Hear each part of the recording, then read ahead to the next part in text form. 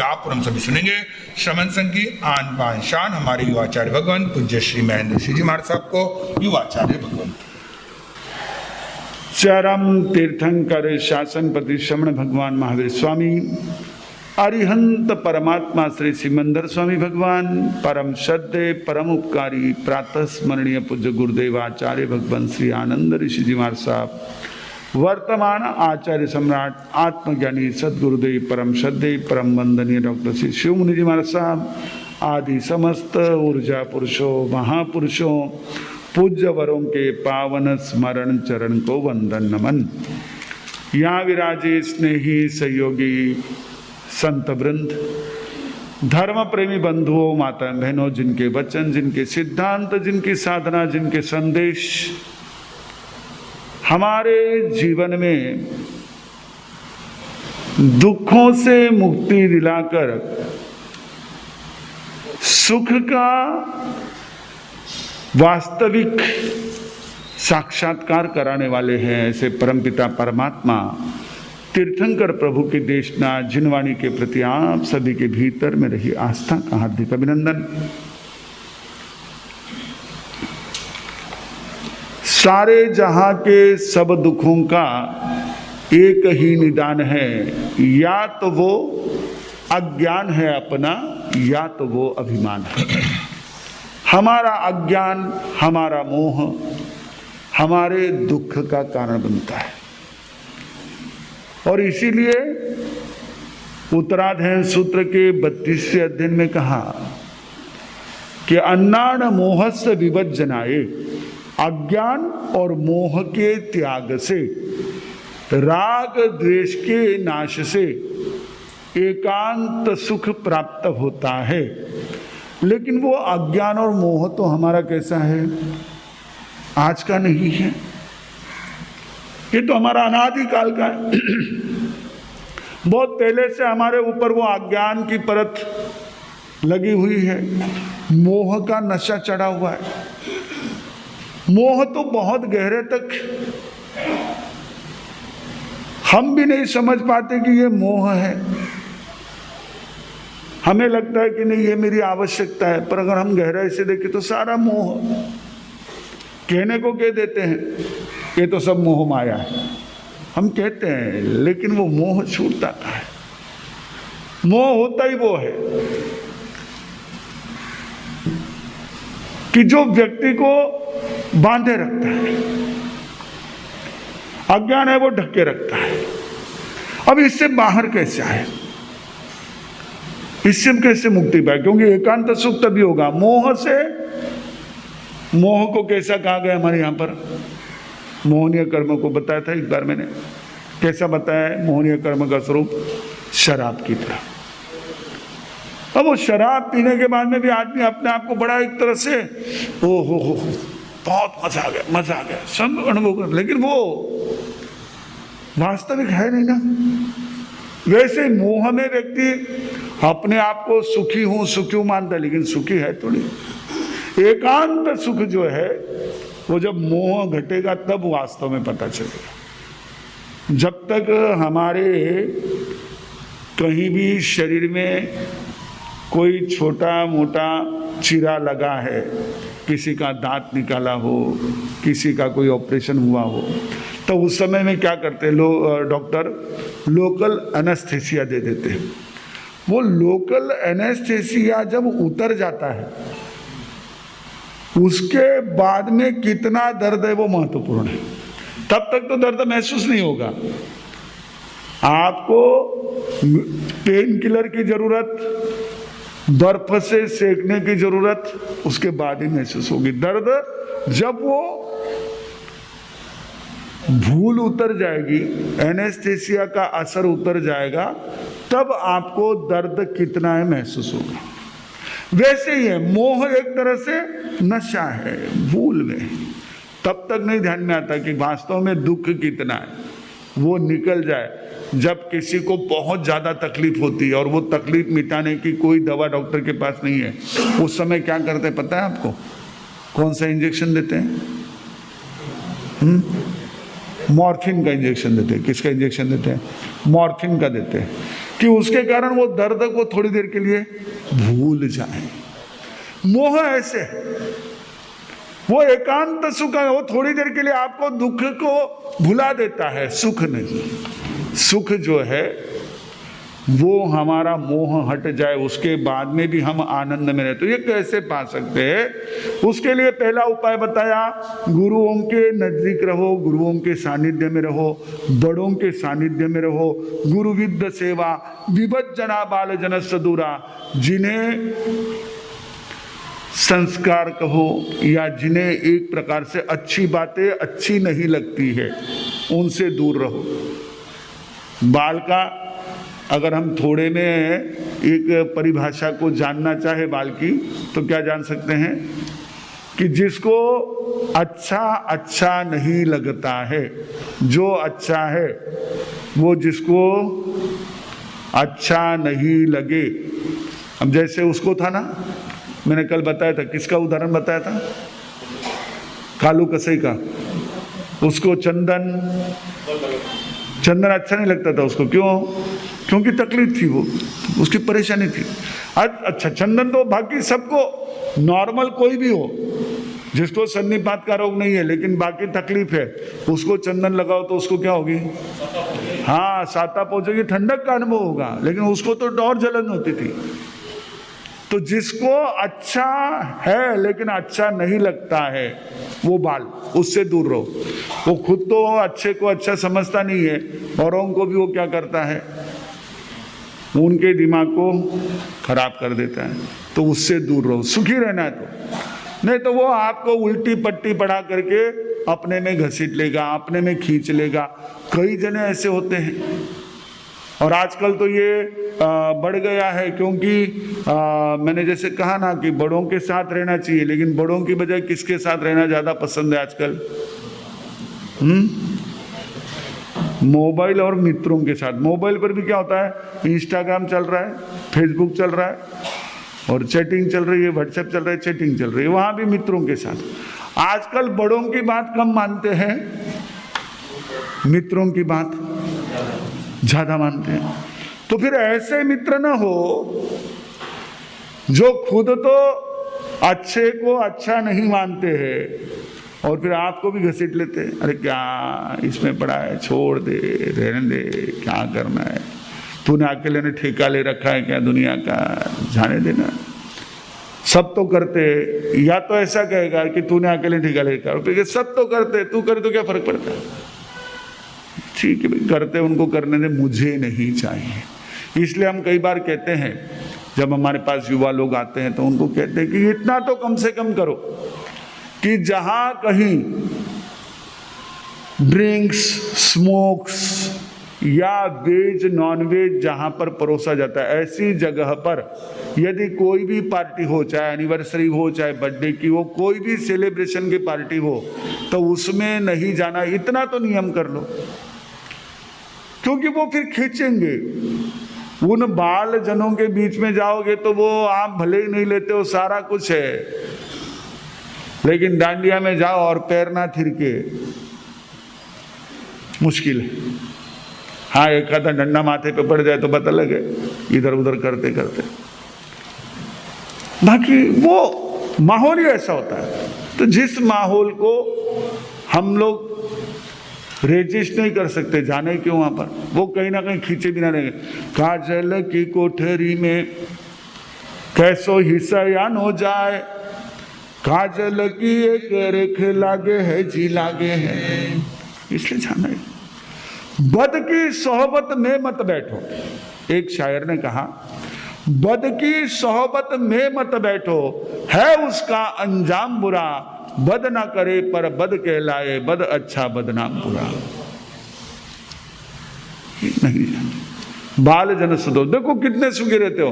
अभी कुछ कहीं हमारे द्वारा कोई ऐसी बात हो गई, फिर किसी ने टोक दिया, नहीं वे क्यों म्हणून करो, वे क्यों म्हणून क्यों करो। ऐसे लोगों से दूर रहो जो तुमको कोई भी ऐसा काम करने के लिए कहे, ऐसी बात करने के लिए कहे कि जिस बात को दो जनों के सामने कहने में तुमको शर्मिंदगी महसूस हो, तुम जहां डर जाओ। क्यों करो ऐसे लोगों से दूर रहो। वो प्रोवोक करते, उकसाते, हमको उकसाते। जानबूझ करके बार बार। तो ऐसे लोगों को सज्जाय, स्वाध्याय, उसके बाद ये 3 चीजें हो जाए। चौथी बात स्वाध्याय, जो भी तुम सुनो, जो भी तुम पढ़ो, अप्लाई ऑन सेल्फ, अपने आप पर उसको लागू करो, जितना हो सके उतना खुद के लिए उसको उपयोग में लो। नहीं तो क्या फायदा फिर। आप बड़े बड़े मॉल में जाते हो और वहां से क्या करते हो, थैले उठा के लाते हो, तभी तो आपका मॉल में जाने का काम होता है। कौन है ऐसे बताओ तो कि जो मॉल में गए और सिर पर राउंड लगा के आए, एक भी थैला उठा के लाया नहीं? होता नहीं ऐसा, कुछ ना कुछ तो लेके आ जाते हैं। तो वैसे ही हम जितना पढ़ते हैं, सुनते हैं, उसमें से हम कुछ चीजों को अपने आप पर लागू करें। अगर गलत है तो हम समझे नहीं भाई, इनसे तो मुझे बचना ही चाहिए। अगर अच्छा है तो वाह ये तो बहुत अच्छा है, इसको मैं और प्रैक्टिस में लाऊं।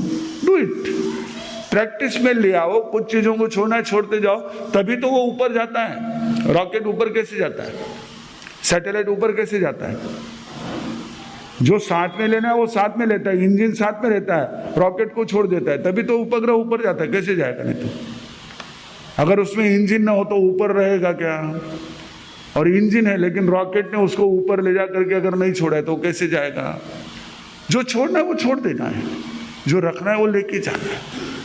वैसे ही हमने सुनने के बाद जो हमको छोड़ना छोड़ देना है, जो हम ले सकते हैं, जो हमारे पास रख सकते हैं, रखना है। दैट्स आवर इंजन, वो हमारी ताकत है, वो हमारा सबसे बड़ा सामर्थ्य है, उसको नहीं छोड़ना। नहीं तो फिर क्या होता है, पहला नंबर हमारा अच्छी बातों का ही लगता है। जब छोड़ने की बात आती है ना तो आदमी सबसे पहले अच्छी बातें छोड़ने लगता है।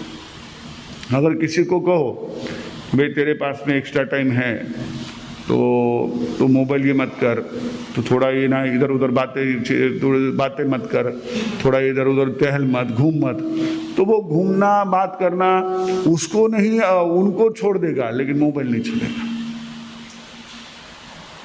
क्योंकि वो अच्छा है, थोड़ा घूमेगा चलेगा फिरेगा तो ठीक है, लेकिन वो नहीं। अच्छा पहले छोड़ देता है, क्योंकि ये तीनों तो कहाँ छोड़ने को, तो 2 तो छोड़ दिया ना मैंने। अरे 2 छोड़ दिया लेकिन मेन वो तो छोड़। हमारे लिए ये स्वाध्याय, स्वाध्याय का अर्थ होता है जो भी हम सुने पढ़े, जो अच्छा है उसको अपने जीवन में धारण करें, उसको अपने जीवन में बढ़ाते जाए, और जो कहीं हमको लगता है कि this is not for me, उसको छोड़ते जाए या उसको कम करते जाए। फिर एकांत निसेवना है, थोड़ा एकांत में भी रहे। हमारी बहुत अब आदत हो गई है, एकांत में रहना भूल गए हम लोग, छूट गया हमारा।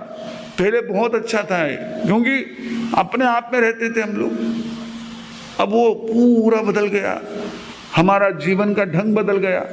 न तो गांव रहे, न चौपाल रही, न अपने वो खेत खलियान रहे, अब सब उस प्रकार से भीड़ में रहते हैं, और भीड़ में भी अकेले हो तो भी पूरे मोबाइल में कॉन्सेंट्रेट रहते, एकांत में नहीं रहते। एकांत का अर्थ कोई नहीं वहां पर, no mobile, no phone, no बड़ी।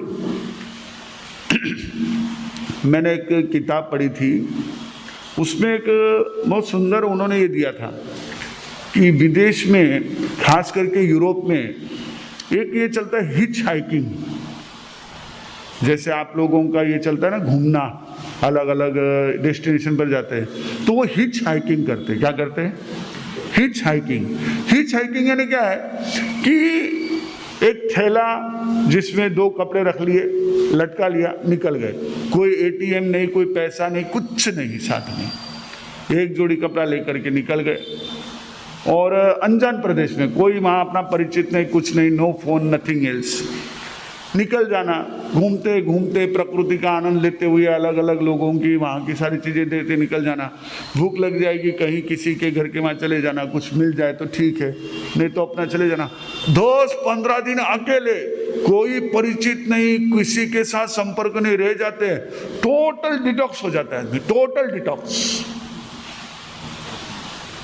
100%। कोई टेंशन ही नहीं है। टेंशन तो जानकारी का है, जो जानता ही नहीं उसका टेंशन क्या है? जो जानते हैं उसका टेंशन है, नहीं ये कहीं किला, वे कहीं किला, ये कहीं पूछला, वे कहीं, कोई ओळखेच नहीं। जो यहाँ पर आपको पूरा पल्ला ओढ़ करके एकदम ऐसे बैठे देखते हैं, अभी आप देख कर जा करके देखो कहीं पर अगर विदेशों में चले गए तो यही अपने ना इसमें बिना इसके घूमते रहते, स्लीवलेस में घूमते रहेंगे, 3/4 में घूमते दिखेंगे आपको। भाई मैं तो उठी से देखे, ऐसे तरह उठे खून तो देखने वालों है, नेम को देख लियो। तो कौन देखता है क्या करता है?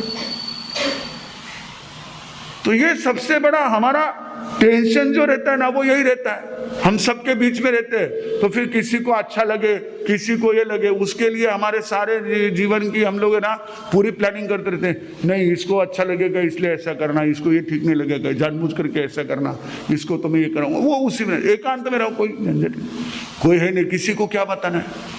आप अकेले रहोगे ना तो कोई जानता नहीं, परिचय नहीं। आप अगर इसमें कैजुअल में भी रहोगे तो चिंता नहीं तो प्रोग्राम में जाना है तो नहीं चोखा कपड़ा पहनना, चोखो दिसन चाहिए, थोड़ा मेकअप करना चाहिए, सब एकांत में कुछ नहीं। अपने आप से, अपने आप के साथ हो, खुद के साथ हो। जैसा मैं हूं एज ए माई, मैं जैसा हूं वैसा रहूं, ये एकांत है। और ऐसा एकांत में जो व्यक्ति रहता है, आप देखो वो बहुत सुखी है, वो डिटॉक्स है, उसका सारा अंदर की जितनी निगेटिविटी है ना मैक्सिमम निकल जाती है, बहुत फ्रेश हो जाता है। जैसे आपका एक रिफ्रेश बटन होता है वैसे एकांत का निसेवन होता है। कभी देखो, अनुभव लेकर के, किसी से नहीं, कोई संपर्क नहीं। मैंने आपको बताया था ना उस समय में, दिवाली के समय में बड़ा आनंद आया। अपने साथ रहो, कुछ नहीं, कौन आए कौन गए, क्या कर रहे क्या नहीं कर रहे, कुछ नहीं देखने का। कुछ हमको आवश्यकता रही, एक लिख दिया बस, उतना कागज दे दिया बाहर में, उसका जवाब दे दिया, खत्म, कुछ नहीं। बहुत डिटॉक्स हो जाते हैं। भगवान ने बताया खुद ने, पर हम करें एकदम सही है।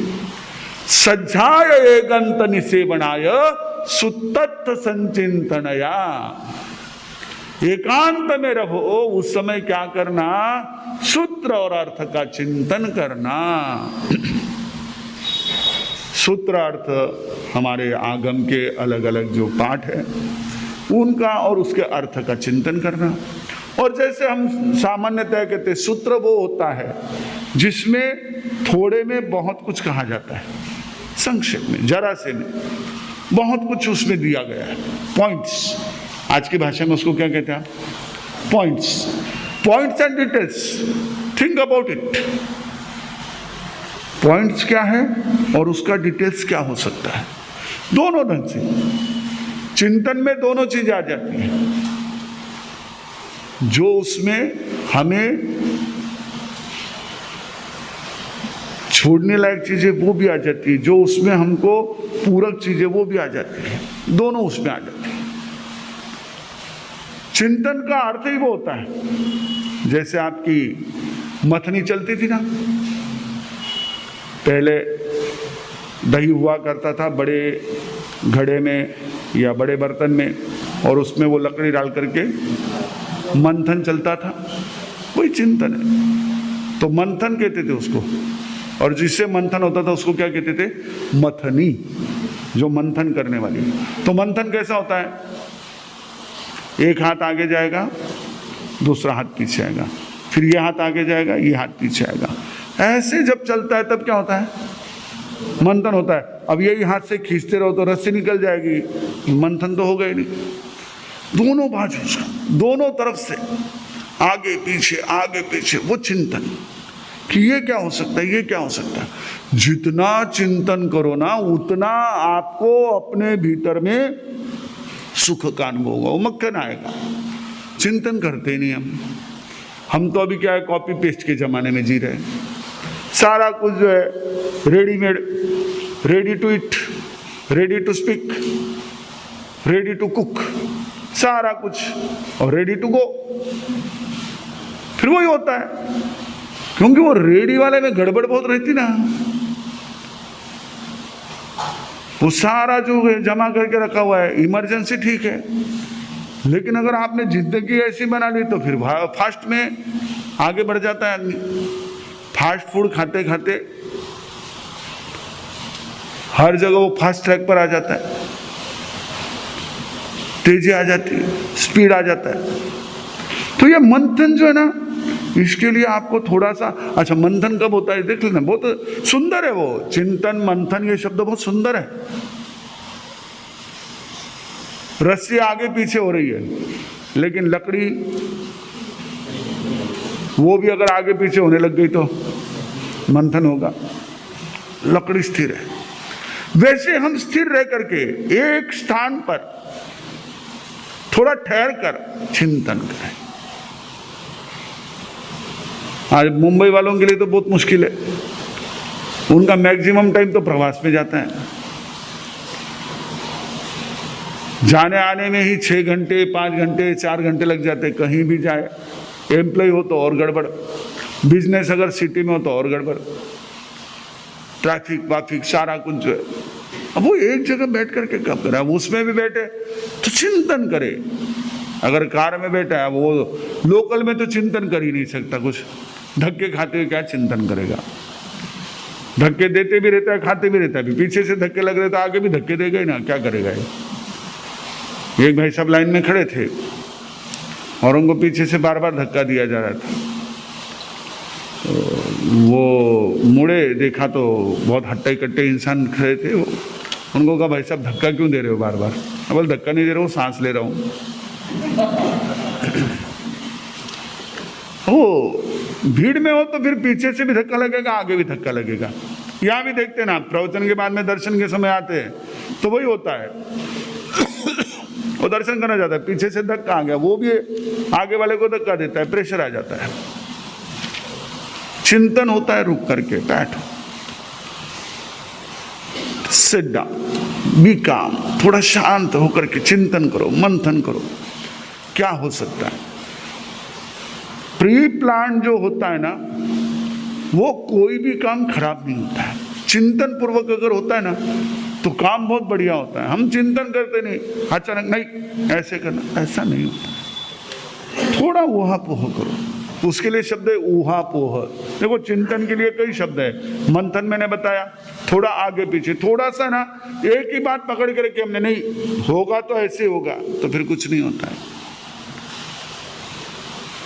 हम लोग उस चीज को पकड़ के बैठ जाते, नहीं ये ऐसे ही होगा।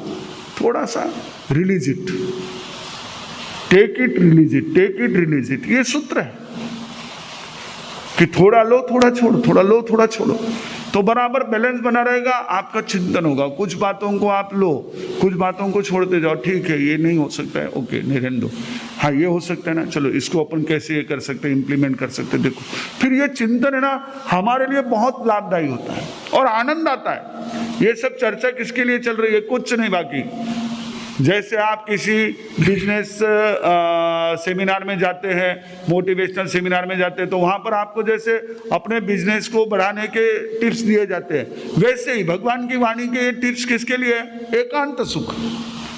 आप जो सुख ले रहे हो वो आपका अपनी जगह है, आप खुद सोच लो कि वो सुख वास्तव में है क्या। नहीं तो ये एकांत सुख के ये सूत्र है, अगर आप यही कर रहे हो then you are going on the right way, आप सही रास्ते पर चल रहे हो। नहीं तो फिर इस रास्ते पर आ जाओ कि हम इन चीजों को इंप्लीमेंट करें। सुतत्थ संचिंतनया, सूत्र और अर्थ का चिंतन करें, और सूत्र अर्थ का चिंतन करते हुए हम लोग अगर आगे बढ़ते हैं, बहुत कुछ हमको, मैंने बताया ना ऊहापोह शब्द आता है। ऊहापोह का अर्थ होता है जो पूरक है, जो संभव है उन विचारों को ले लो, जो असंभव है उनको छोड़ते जाओ। अब कई बार हम उसी पर अड़ के बैठ जाते, नहीं ऐसा होगा क्या, मालूम है होने वाला ही नहीं है, फिर वो चिंतन होता नहीं, चिंतन अटक जाता है। चिंतन में जो चीजें प्रैक्टिकली पॉसिबल है डू इट, जो प्रैक्टिकली इम्पॉसिबल है लेट इट, जो संभव है उनको ले लो, जो संभव नहीं उनको छोड़ते जाओ। देखो वो चिंतन फिर आपका ना परिपूर्ण चिंतन होता है। उस चिंतन से जो आपका काम होता है, जो आपकी बात होती है, इतना आनंद आता है, रियली बहुत आनंद आता है। हमारे यहाँ जितने भी आगम की व्याख्याएं लिखी गई वो सारी ऐसी है। हमारे उन आचार्यों ने उन सूत्र अर्थ का चिंतन किया, तभी हमको नवनीत मिला है। आज यदि हम आगम को समझ सकते हैं, आज यदि परमात्मा के उन वचनों को जो गणधरों ने हम तक पहुंचाए, गणधरों ने हमको वासना के रूप में दिए, उन वचनों को यदि समझ सकते हैं तो हमारे महापुरुषों का चिंतन उसके पीछे। आज यदि आप अपने जीवन में कुछ सफलता के शिखर छू रहे हो तो उसमें चिंतन बहुत बड़ी भूमिका रखता है। अब ये हमारे मोबाइल के पीछे चिंतन छूट गए, कौन चिंतन करे, कौन इतनी माथा फोड़ी करे। अब वो एआई ने तो और मुश्किल कर दिया। पहले तो इंसान थोड़ा बहुत खुद कर लेता था कुछ चीजें, अब वो एआई ने तो चिंतन ही छुड़ा दिया, कुछ नहीं। मैंने बताया बच्चों के साथ में बात कर रहा था तो स्कूल की पढ़ाई की चर्चा चल रही थी उनसे, तो मैंने कहा हमारे समय में जो लेसन हुआ करता था उस लेसन के आखिरी में क्या था, एक्सरसाइज क्वेश्चन हुआ करते थे। तो उन क्वेश्चन के आंसर हम कैसे ढूंढते थे, पूरा लेसन पढ़ करके इस क्वेश्चन का आंसर कहाँ लग सकता है, कौन सा लग सकता है, वो खोज करके करते थे। फिर हमारे आगे की जनरेशन आई, उसके पास गाइड आ गए। और हम जो 4 पेज में पढ़ते थे उन बच्चों को 10 पेज में पढ़ना पड़ रहा है, क्योंकि इस सवाल का जवाब इधर से दिया और वापस वही जवाब अलग ढंग से घुमा करके दूसरी जगह दिया। अब वो पूरा रट्टा मार रहा है। तो वो 4 पेज का ही पोर्शन, अब वो क्वेश्चन आंसर इसको रेडी मिल गए तो भी ठीक है, उतना तो पढ़ता था, 10 पेज तो पढ़ता था। अब आगे के और जनरेशन आ गई हमारी आज की, ये एआई जनरेशन। ये एआई जनरेशन क्या करती है, वो क्वेश्चन दे देती है, इसके क्या आंसर होंगे बता दे, वो दे देता है, पूरा चैट जीपीटी आपको निकाल के दे देता है, ये उतार लेता है, हो गया काम। दिमाग लगाया ही नहीं इसने। पर होगा क्या, इस प्रकार के हमारे आंसर लिख देने से कदाचित हम लोग मार्क अच्छे मिला लेंगे, पर जो हमारे स्टडी का मेन पर्पस है वो तो खत्म हो गया। स्टडी का पर्पस क्या है, what is the purpose of study? पढ़ाई का मतलब क्या है, अंक मिलाने का मतलब क्या है, मेरिट पे आने का मतलब क्या है, उसका फायदा क्या है, उसका अर्थ क्या है?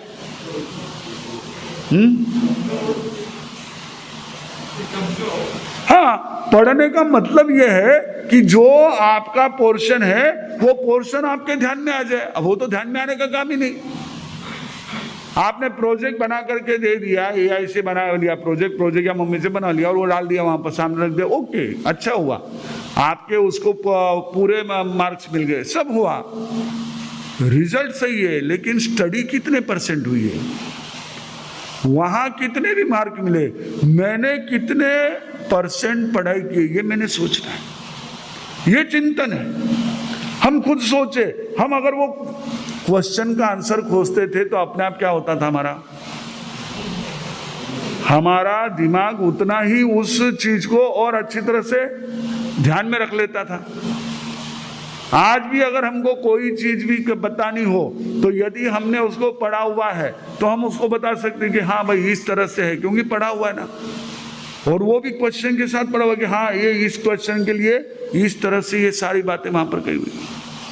तो हमारा जो चिंतन है वो चिंतन हमारा सबसे महत्वपूर्ण होता है और वो एकांत में होता है। इसलिए हम कहते हैं कि जब पढ़ाई करें, अब कई बच्चे मैंने देखा, एआई नहीं था तब हम लोग है ना बच्चों से बात करते थे, तो वो बच्चे क्या करते थे, होमवर्क पूरा कर रहे कंप्लीट। उनको अगर 10-10, 15-15 पेज का भी होमवर्क दिया हुआ है वो पूरा कंप्लीट कर रहे हैं, लेकिन फिर भी अगर उसमें से कुछ पूछो तो आ नहीं रहा है। मैंने कहा तुमने तो पूरा लिखा हुआ है। बोले वो टीवी के सामने बैठ करके लिख रहे थे, टीवी पर सीरियल चल रहा है, इधर वो लिखे जा रहे हैं। जैसे टीवी देखते हुए खाओ हजम नहीं होता, वैसे टीवी देखते हुए पढ़ो, तुम्हारे दिमाग में नहीं रहेगा क्या पढ़ा है तुमने। फिर चिंतन तो हुआ ही नहीं, केवल इधर से कॉपी पेस्ट। वही तो मैंने कहा, आज हम कॉपी पेस्ट के जमाने में जी रहे, फॉरवर्ड, बस इधर से आए इधर से भेज दो, खुद में कुछ करना ही नहीं है। जो चीज तुम टाइप करोगे, जो चीज तुम क्रिएट करोगे, वो तुम्हारी पूरी एक एक चीज ध्यान में रहेगी, लेकिन केवल इधर से उधर फॉरवर्ड किया, कुछ काम नहीं आया। भगवान कहते हैं कि एकांत में रह करके सूत्र और अर्थ का चिंतन करो। जो जो हमारे जीवन के उपयोगी सूत्र है उन सूत्रों का अर्थ क्या है, कैसे हम उस अर्थ को अपने जीवन में घटित कर सकते हैं। चिंतन करो, अच्छा चिंतन करो, संचिंतन या सही चिंतन करो। तो अगर वो सूत्र और अर्थ का चिंतन करते हैं तो हम सुख को प्राप्त कर सकते हैं। कौन सा सुख? शुरू में मैंने बताया, हाँ, पर एकांत सुख का स्वरूप क्या है? शाश्वत सुख नहीं, एकांत सुख का स्वरूप मैंने प्रवचन के शुरू में बताया। अन्नाण मोहस विवजनाय, अज्ञान और मोह, इन दोनों के कम होने से, इन दोनों के त्याग से एकांत सुख प्रकट होता है। फिर उस एकांत सुख को यानी अज्ञान और मोह को कम करने के लिए हमको क्या करना चाहिए? सूत्र और अर्थ, इसका अच्छी तरह से चिंतन करना चाहिए। हुआ पोह का अर्थ वही होता है, मंथन का अर्थ वही होता है। हम जानते हैं, सुना हुआ है सभी ने कि जिस समय उस कालिया नाग का मंथन हुआ, उसी समय क्या हुआ? कालिया या वो कौन सा था नाग? शेषनाग, शेषनाग, हाँ, कालिया ने मिचा। कालिया नाग को तो उसने मर्दन किया था, श्री कृष्ण ने कहते हैं। लेकिन वो शेषनाग को पर्वत में बांध करके मंथन हुआ था, सागर का, समुद्र का मंथन हुआ, तब जाकर के आखिरी में अमृत निकला। कहते लक्ष्मी जी भी वहीं से निकली, सारे चीजें जो है वो वहीं से निकले, धन्वंतरी भी वहीं से निकले, समुद्र में से सब निकला। यानी क्या? चिंतन, चिंतन से ही समृद्धि है, चिंतन से ही स्वस्थता है, चिंतन से ही शाश्वत सुख की प्राप्ति है। अमृत ये सबसे आखिरी में, पर शुरू में क्या निकला? सबसे पहले जहर निकला। घबराओ मत, चिंतन से डरो मत। नहीं, जैसे जैसे चिंतन किया, वो चिंता से हो रहा है, चिंतन से नहीं। चिंता और चिंतन में क्या फर्क है?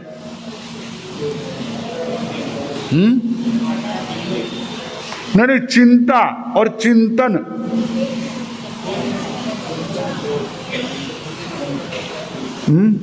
चिंता और चिंतन में क्या फर्क है जय बाबू?